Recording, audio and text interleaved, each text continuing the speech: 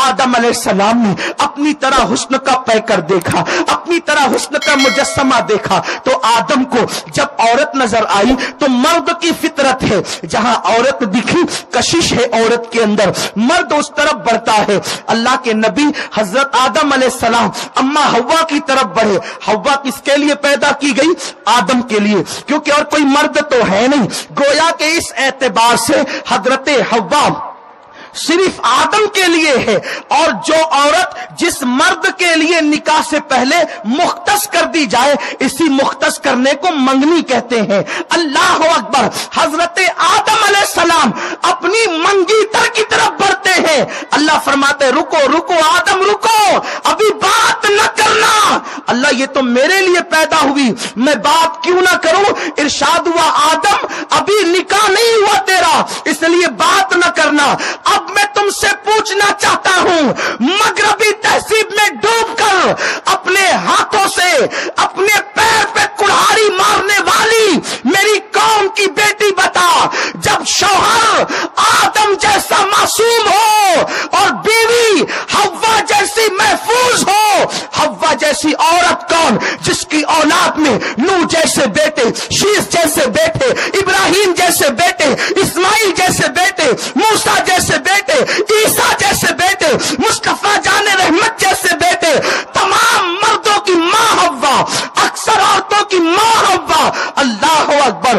ایک جان سے اللہ نے مرد عورتوں کو پیدا کیا. میں نے قرآن کی آیت پڑھی, اس مرد اور عورت کا کی طرف جو اشارہ کیا گیا ہے اس سے آدم و حوا ہے.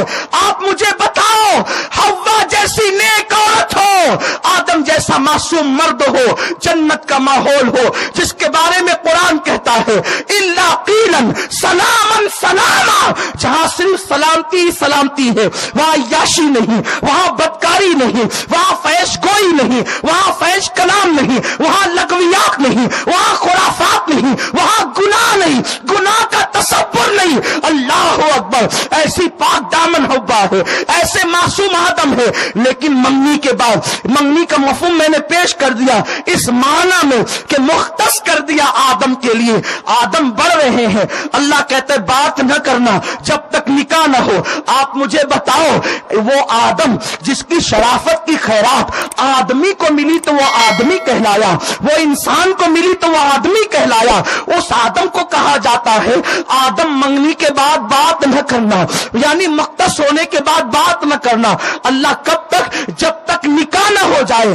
آپ مجھے بتاؤ, جنت کے ماحول میں جب آدم کو روک دیا گیا کہ نکاح سے پہلے حوا سے بات نہ کرنا, تو آج تمہیں کس نے اجازت دے دی کہ تم نکاح سے پہلے جو ہے وہ منگیتر کی بائک پر گھومو یا فون پر لمبی لمبی گفتگو کرو؟ بڑی معذرت کے ساتھ, نشتر جو لگاتا ہے وہ دشمن نہیں ہوتا. بھابیاں ٹرین کرتی ہے اپنی ننن کو, دیکھو ایسے بات کرنا. بڑی بہنیں چھوٹی بھائی بہن کو معاذ اللہ یوں گائیڈ کرتی ہے, دیکھ تیرے منگیتر کا فون آئے تو یوں ڈائلاگ بولنا, او ظالم بہن تجھے تو بہن زینب کی طرح ہونا چاہیے تھا, او ظالم بہن تجھے تو رقیہ کی طرح بہن ہونا چاہیے تھا, او ظالم بہن تجھے تو آسیہ کی طرح بہن ہونا چاہیے تھا. تو کتنی ظالم نکلی کہ چھوٹی بہن کو تو منگیتر سے بات کر کے اکسا کر اس کی زندگی کو برباد کر رہی ہے, اس کی زندگی کو تباہ کر رہی ہے. اسلام میں منگنی کے بعد لمبی لمبی گفتگو کا کوئی تصور نہیں, بوائے فرینڈ کا کوئی تصور نہیں, گرل فرینڈ کا کوئی تصور نہیں. جو محبت شادی کے بعد پیدا ہوتی ہے وہ بڑی پائیدار ہوتی ہے. کیا تم نے دادا دادی کی محبت کو نہیں دیکھا؟ بوڑھے ہو گئے لیکن اتنا پیار ہے کہ دیکھ کر کے دل اش اش کرتا ہے, طبیعت جو ہے بے چین ہوتی ہے. اللہ اکبر, کیسی محبت ہے. ہم اپنی ماتھے کی آنکھوں سے کبھی اپنے دادا دادی کو دیکھتے ہیں, کبھی اپنے والدین کو دیکھتے ہیں. اللہ اکبر, ایک مثالی محبت. اور آپ کو بتاؤں, محبت جب شادی کے بعد پیدا ہوتی ہے تو تاج محل بنتے ہیں. محبت جب شادی کے بعد پیدا ہوتی ہے سمرقند بنتا ہے. محبت جب شادی کے بعد پیدا ہوتی ہے بخارا وجود میں آتا ہے. محبوب کے رخسار کے تل پر کبھی سمرقند و بخارا بنتے ہیں, کبھی صورت ممتاز پر تاج کا وجود آتا ہے. لیکن جب شادی سے پہلے سب کچھ ہو جاتا ہے تو پھر طلاقیں واقع ہوتی ہوتی ہے، گھر اجڑتے ہیں، اور یانیت کی بنیاد پر چند دن کی چاندنی، چند دن نہیں 4 دن کی چاندنی، پھر اندھیرا ہی اندھیرا ہوتا ہے۔ آؤ اپنی قوم کی بیٹیوں کو سکھا دے کہ منگنی کے بعد منگی تر سے کوئی تعلق نہیں ہوگا، ہوگا تو نکاح کے بعد ہوگا، ہوگا تو شادی کے بعد ہوگا، اور پھر شان سے ہوگا کہ شریف کی بیٹی کا انداز یہ ہے، غریب شوہر مل جائے اس کے ساتھ بھی نباہ کرتی ہے، امیر شوہر مل جائے اس کے ساتھ بھی نباہ کرتی ہے، عادل ملے اس کے ساتھ بھی نباہ کرتی ہے، ظالم ملے اس کے ساتھ بھی نباہ کرتی ہے۔ اللہ اکبر، شریفوں کی بیٹیوں کی پہچان ہے، گھر سے دلہن جوڑا پہن کر نکلتی ہے ماں کے گھر سے، اور شوہر کے گھر سے کفن پہن کر نکلتی ہے۔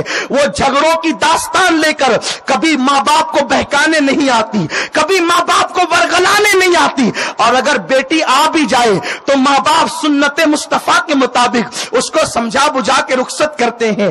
آؤ میں آپ کو بتاؤں، ہمارے بزرگوں نے اپنی کتابوں میں لکھا ہے، ایک مرتبہ یوں ہوا، نازوں سے پلنے والی، نم سے پلنے والی، اللہ اکبر، وہ سیدہ فاطمہ جو فرش پر چلے تو یوں لگتا ہے عرش زمین پر آ گیا، جس کے گھر میں سید الملائکہ جبریل امین بھی کبھی اجازت کے بغیر نہ آتے ہوں، وہ سیدہ کائنات۔ ایک مرتبہ کوئی بات ایسی ہو گئی، وہ کوئی بات یوں ہو گئی کہ مولائے کائنات نے کہہ دی بات، سیدہ ناراض ہوئی اور ناراض ہو کر کہا رکو، ابھی اپنے ابا سے یعنی مصطفیٰ کریم سے ہم آپ کی شکایت کریں گے۔ آ گئی، میرے نبی غیب دا نبی، میرے نبی کو اللہ نے علم ما کانا وما یکون عطا فرمایا۔